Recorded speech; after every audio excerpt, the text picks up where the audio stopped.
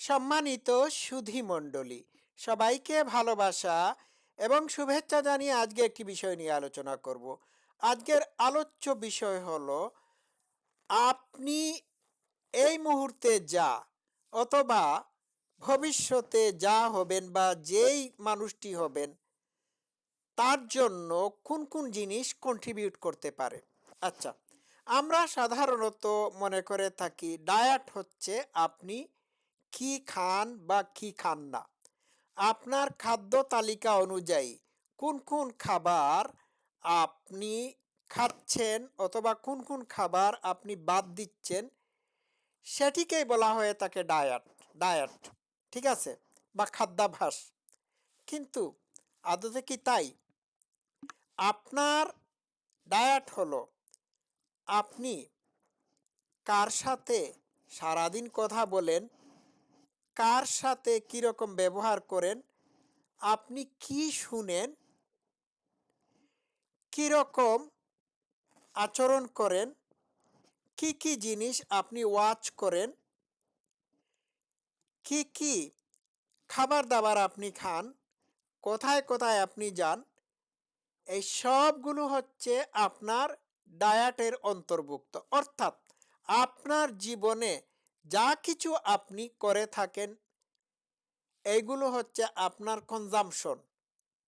আপনি যেগুলো আপনি গ্রহণ করেন, যেগুলো করে থাকেন, সেগুলোর মাধ্যমেই আপনি বিকশিত হন অথবা অধপতিত হন।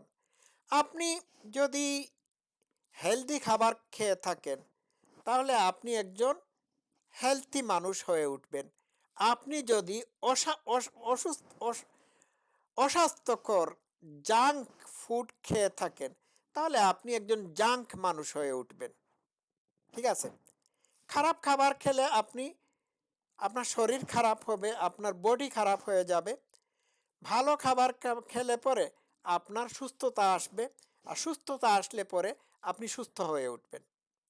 এখন আপনি যা কিছু করেন তা যদি অনৈতিক, নেগেটিভ, অস্বাস্থ্যকর হয়ে থাকে তাহলে আপনি সেই রকম হবেন। তো এই জন্য আপনি যা কিছু করেন, যা কিছু খান, যা কিছু গ্রহণ করেন, যা কিছু বিতরণ করেন, সেই ব্যাপারে খুব বেশি মাইন্ডফুল হতে হবে। খাবার দাবারের ক্ষেত্রে যেভাবে যেভাবে মানুষ মাইন্ডফুল হয়, ঠিক একইভাবে আপনি যা কিছু করবেন, যা কিছু বলবেন, যা কিছু শুনবেন, যা কিছু দেখবেন, সব কিছুর ব্যাপারে আপনি মাইন্ডফুল হতে হবে। মনে রাখবেন, আপনার শরীরের ভিতর যা কিছু প্রবেশ করিয়ে থাকেন বা যা কিছু প্রবেশ করান সেটি আপনি হয়ে ওঠেন।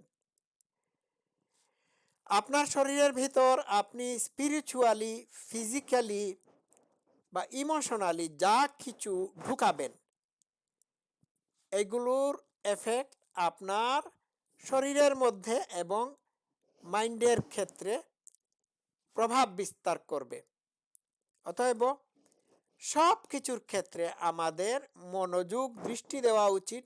We have to observant of our every action, be mindful of what we do, talk, what we talk, what we watch and who we hang around।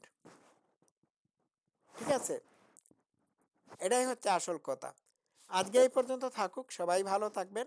Love you all.